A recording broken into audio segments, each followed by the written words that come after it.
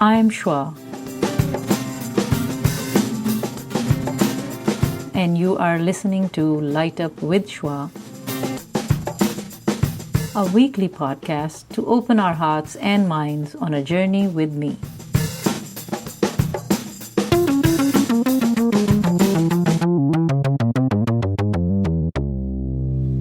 Hi, my name is Shwa, and I am the founder and host of Light Up with Shwa podcast. And it's a weekly podcast on conscious living and parenting. I have the honor and privilege to be with somebody special that I've been meaning to interview. So, welcome, Isabelle. Thank you so much, Shwa, for having me today. Thank you. So, give me your full name and introduce yourself. What do you do? And we are sitting in your nice office here. Thank you. My name is Isabelles Journey, and I'm the Dean of the School of Education and Social Policy at Merrimack College in North Andover, Massachusetts. Yeah. And welcome to my home, basically. You mostly stay here, I'm mostly in here, right? yes. So, talk about, in brief, what's your journey to this? The journey is very convoluted, as you can imagine. But basically, I'm a native of Switzerland and grew up in Switzerland. Met my husband the day I was leaving to go to London to create a new company. So I moved to London, and we eventually got married. And when I went back to Switzerland after we were married, I took on a job in software industry and had my first child. And decided, and actually at the time in Switzerland it was hard to even find a childcare center, but I really wanted to raise my child. And so I sort of became a mother and stayed home for a while.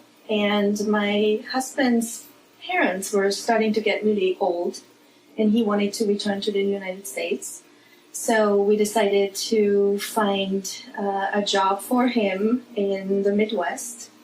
And we moved to Omaha, Nebraska. By then I had my second son. And we moved to Omaha, Nebraska. I still remember, even though my English was relatively good, it was really a foreign culture to me. And the first woman that I actually met at a place there, she came up to me and she said, "What do you do?" And I said, "I'm home with my children." And she literally walked away from me. Oh, wow. And I was... Why do you think that was? Because it was about what you do and not who you are. And it sort of gave me this... I'll come back to this. Do talk about it, like in your experience. Yes. What do you think? It sort of created this reaction in me in a way that I hadn't anticipated. But it was... Had you felt this before in your life? No. I always felt, I think it was hard to step out of my business sort of entrepreneurship. The company ended up really successful, and in Switzerland. That was in London. Oh, that's in London. Okay. Yes. Okay. And when I returned, so how long were you in London? Really, only a year. Oh. Okay. And in part because the person who opened that with me, that company, returned to Switzerland himself as well, and new ownership was coming in. Would you like to talk about what the business is, so that we can, if there is an advice for the new, young people, what was the business? Do they want to choose that, or do they want to be a dean of? That was many, many years ago in the 80s when manufacturers. So I worked for Digital Equipment Corporation, and at the time, it was the number 2 software company in the world, a hardware company in the world. Actually headquartered here in the Northeast. About 30,000 people worked around Boston for DEC. And I worked at the European headquarters. My job was to entice software companies at the time to use a Unix platform to develop applications. And so I traveled all over Europe. I was really young, in my early 20s, to convince software manufacturers to move into the Unix. How was that experience? It was amazing, because I didn't know what I was doing. And so in a way, I didn't, it was, I got to know so many interesting people. And because I didn't have an agenda, basically, I was just telling them what that could do for their jobs and future. I guess I sounded really convincing because several people said, "Oh, sure, yeah." Did you believe in what you were doing? I did. I did. Maybe that's why you came out to be authentic or genuine. Maybe that's why they were convinced. I think so. Is there any other reason? No, I think I have to be authentic if I want to sell anything, right? And as a dean, you sell your products as well. So you have to be really believing in what you do, and that is actually something. So that's where the advice will come from. Whether you were a software or hardware engineer or coder, if I'm correct, and marketing the product, or a dean of a college, what's the thing that younger people can take from you that they should be doing, doesn't matter what? Yes, and it is to be authentic, to know what, as I said, I didn't really completely know what I was doing in the sense of I was not an engineer. I understood. But you were only in 20s. Are you supposed to know everything at that time? No. Okay. I think what they saw in me was somebody who works hard, somebody who is not afraid of tackling something new, I like people, so I go towards people. Although I'm an introvert, I enjoy hearing their stories, a little bit of what you do. So I'm fascinated by how people get their journey, what their journey is like, and how that changes by sometimes what people say to you. Sometimes you meet somebody who opens a door you didn't know existed. And if you are curious and open to new, I want to say adventures, but it's usually a calculated risk. It's not a complete, yes, I'm going to skydive tomorrow. That I wouldn't do. But if I do see that there's value in bringing something to the world that will be where people are better off, then that is a great sense for me to go for. So I'm very much about social justice. And if I find that something is going to increase quality or equity or inclusion or many, many other things, then I feel drawn to that problem or challenge, and I will try to solve it or help solve it or whatever it may be. So I think that the common thread here is the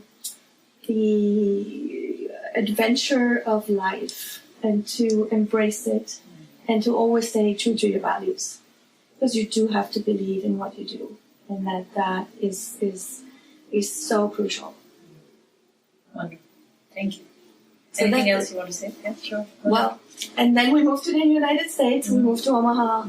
I was raising my two boys and felt that something was missing, given that I didn't have a degree per se. And so I started to take classes. Oh, so you studied and did everything after your boys? Yes. Oh, wonderful. Yeah, and especially after that person told you, walked away from you, whoever that was. I think at the time I was frustrated and angry at her. In the end, I must thank her, because in a way she awakened a piece of me that probably was pretty dormant at the time. And that willingness to show, I told my husband when I got home, I said, I speak 5 languages, and, I felt like I was just a housewife. Nothing wrong with being just a housewife. But you were working before. At the time, It felt like everybody else was accomplished. They were doing all these other things, and I was just at home with my boys. So it sort of stirred this almost like I want to show her that, I'm not just that. I'm much more than just one label. And so it spurred in me that willingness to pursue, and I was a little bit afraid of starting it in a different culture, different language. And my husband was a big proponent. He said, yeah, you'll be fine. And truthfully, I took my first class and I aced everything. So I went on and got my bachelor's, and then I thought... So English wasn't an issue for you, right? Sorry? English language wasn't an issue for you? No. I had English in school. And then when I went to Geneva to work for DEC. It was all in English, so that was really helpful. But I left my hometown to go to the place in Switzerland where I could use my English. So I had to make that conscious decision to get away and actually... French, I guess. You speak French in Switzerland? French and German. German. Mm-hmm. So you speak German and French? Mm-hmm. And the dialect, the Swiss German dialect. Okay. And then we also have Italian as a national language and Romansh. Okay. And I understand Italian, but I don't speak Romansh. Okay. But I also learned Latin for 8 years. Oh, wow. And English and Spanish. Was it a need, or do you wanted to learn? I'm a learner. Okay. I love learning. Okay. And so I wanted to... Now, the need... Latin was part of the curriculum. Okay. Because many years when I was little, I wanted to become a surgeon. And to be a surgeon, you needed Latin at the time in Switzerland. And so I took that route, basically. Although it was mostly my parents who just decided, just do the most difficult you can. That way, whatever you want to do next, it'll work. Right. So anyways, I became an adult learner and, went all the way and did my doctorate. And then it was, where do we find 2 jobs? Because my husband is also an academic. And so we applied to jobs in larger cities where there were 2 openings, one in psychology, that's my background, and one in physics, because that was his background. And it turned out that where I was adjuncting, where I did my undergrad at Creighton University, they had an opening. I applied. I was the strongest candidate, and that's how I started my career. So you did your doctorate in psychology? That's what you said? Yes. And you started as, what was the job? Assistant professor. Okay. And within really a couple of months, I was asked to be part of a new task force to create an honors program at Creighton University. Where is Creighton University? It's in Omaha, Nebraska. Okay. It's one of the Jesuit, one of the Jesuit universities. Okay. Great place. Okay. And so I worked on a honors program, which really became nationally known.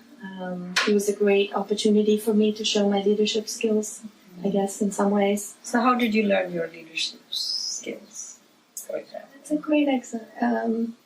I think I was surrounded by people who inspired me and that I watched very carefully. When you were... At Creighton in particular, okay. Some of the teachers, I had some outstanding undergrad teachers that I watched, and I think people are not really born leaders. That you learn a lot on your way, but you have to sort of have that spark in you, I think, to feel confident enough to take on some leadership opportunities. We are all leaders, especially if you're a parent. You're the leader of that unit. You're a role model to your children, but also to your spouse and whomever you have in your family. So we're all leaders. But when we talk about leadership, we often forget that we are all leaders, right? We think of a political leader or some school leader or something like that. Yeah.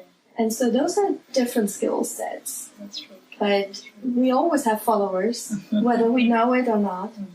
And I had the opportunities really to work with some outstanding leaders that I would watch, or those who weren't so good, and would watch and see, oh, maybe not to do this, maybe not to do that.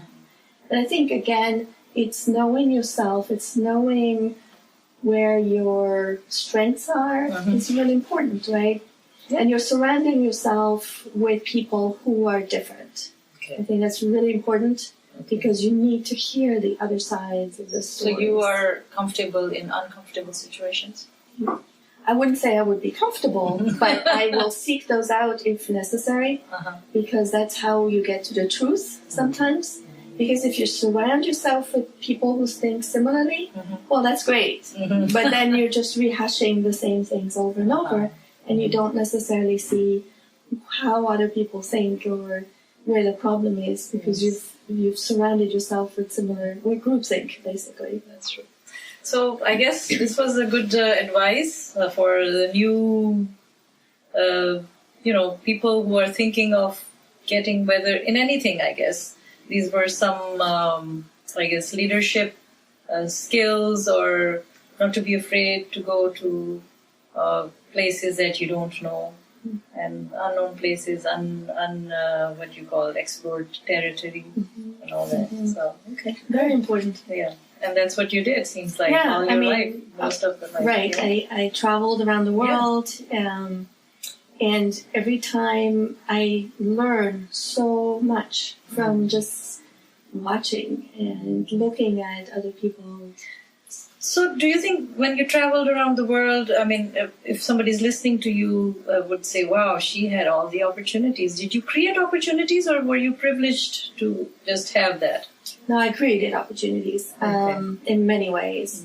So growing up, even though Switzerland is certainly a very wealthy place, my parents were divorced when I was little, and so I lived with my mother and my sister in very... I wouldn't say poor. We always had food, but really not wealthy means. And so you have to find ways. And I think in part this is why I am who I am, is that I did not necessarily accept that and said, I'm sure there's something I can do to get out of these predicaments, and so I sought out certain things. So, like I would tell my students, if you present somewhere at a conference, for example, make one connection. That's all I'm asking. One connection. That connection will make another connection for you as you meet again.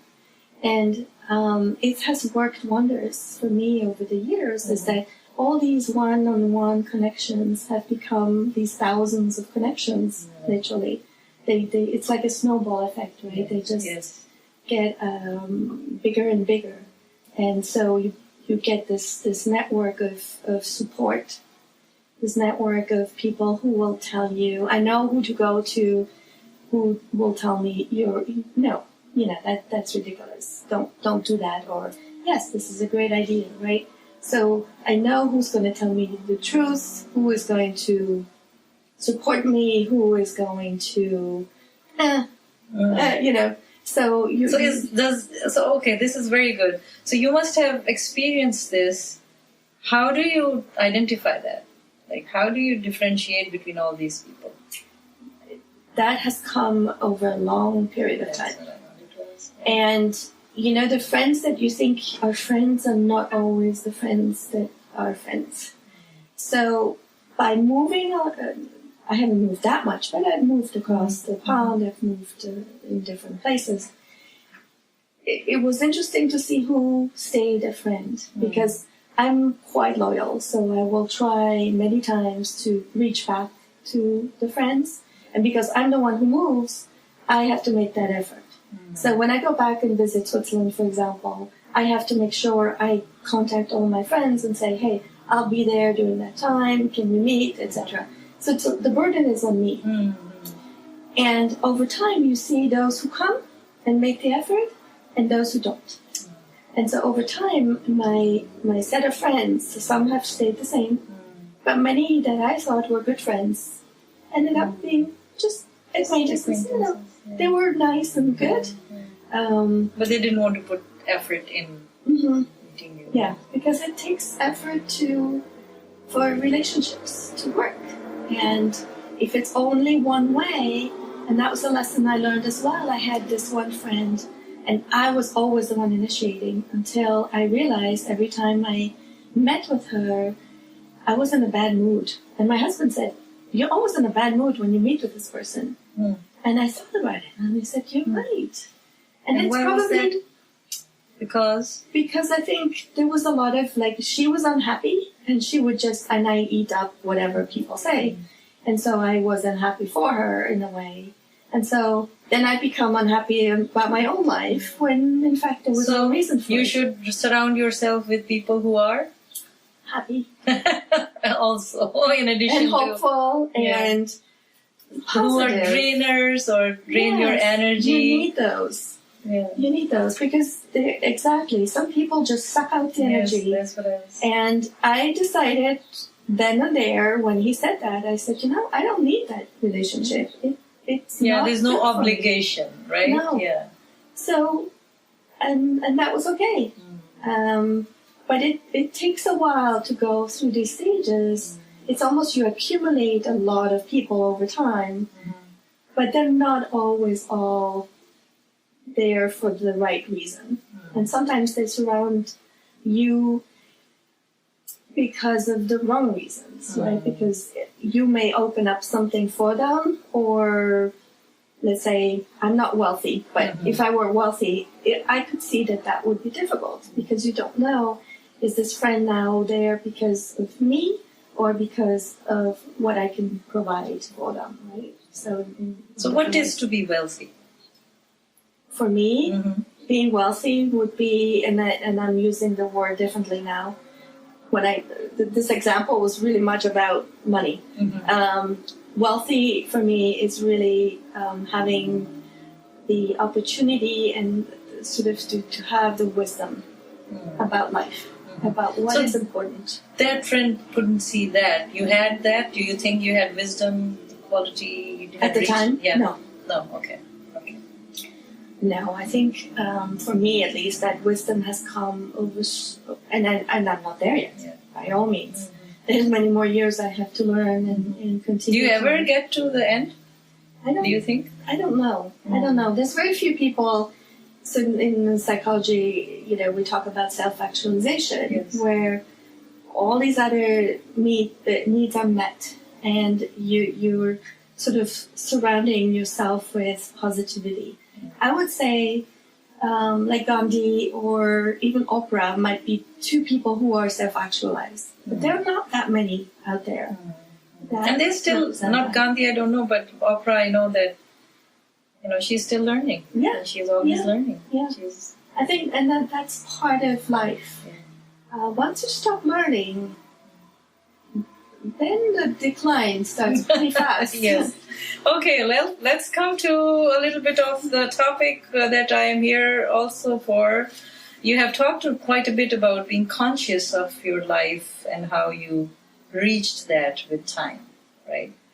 So I would like to, I know that your children are grown up now, but I will still address some of the questions regarding how conscious you were before you had them, right? Please, would you say? It's a great question, because I remember that conversation in my head. And with my husband, we got married relatively early. So he proposed after knowing me for 3 weeks.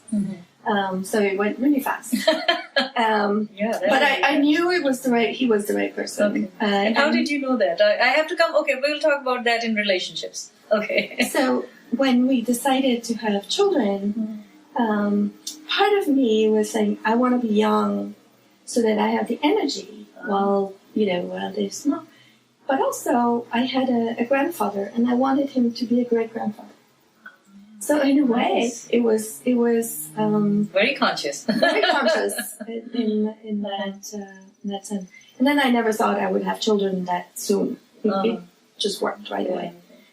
So I always thought, it's going to take a while, and we were living in 2 different countries. He was living in Germany, I was living in Geneva at the time. And so, anyways, it was, it happened really fast. But I do remember thinking about it would be good because his parents were getting older, that they would have grandchildren. So you were still thinking were you thinking anything about yourself? Other than being young. Being young and having the energy. Okay. And not having any money. Okay. Yeah. But when you're younger, it takes time to get there. Okay, that's good. So, and then how did you bring them up? Like, was that a conscious effort? Did you learn? Yeah. You weren't, you hadn't studied at that time psychology or anything? Right, okay. no. Okay. So it was, I was given a book the first 3 years. Who gave you the book? I think I bought it. Okay. Yeah, I bought the book, but somebody told me about the book. Mm-hmm. Mm-hmm. So it was one that I read really a lot, just to make sure I was doing the right things. Mm-hmm.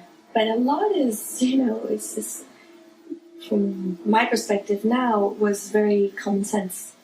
But I made a few things that I would have done differently had I known everything I know now about child rearing.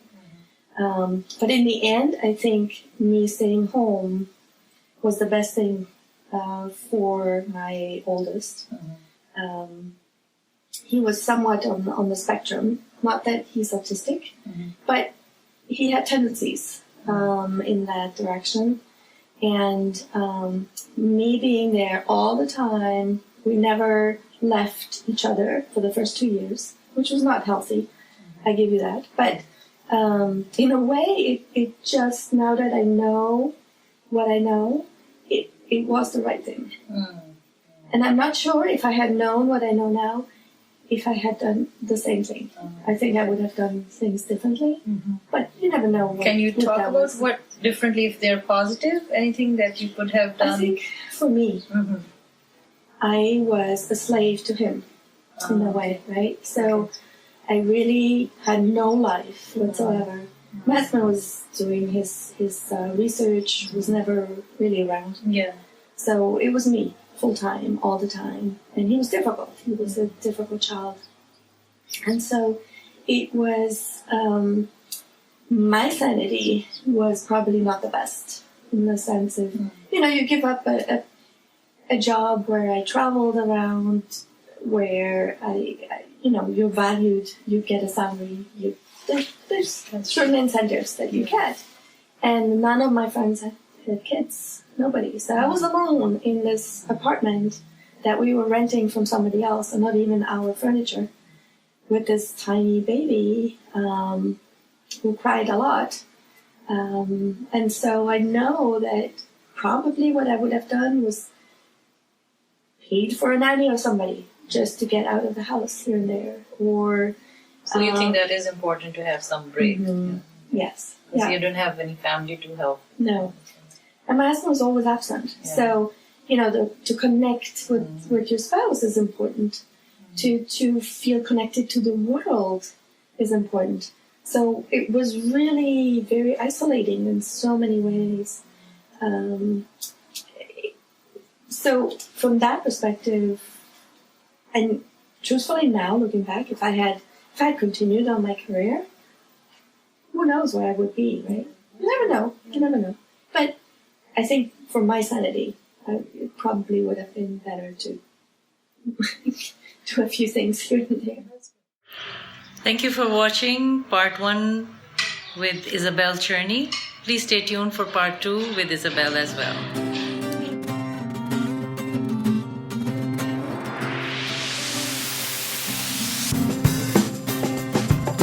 Thank you for staying with me through this exciting episode.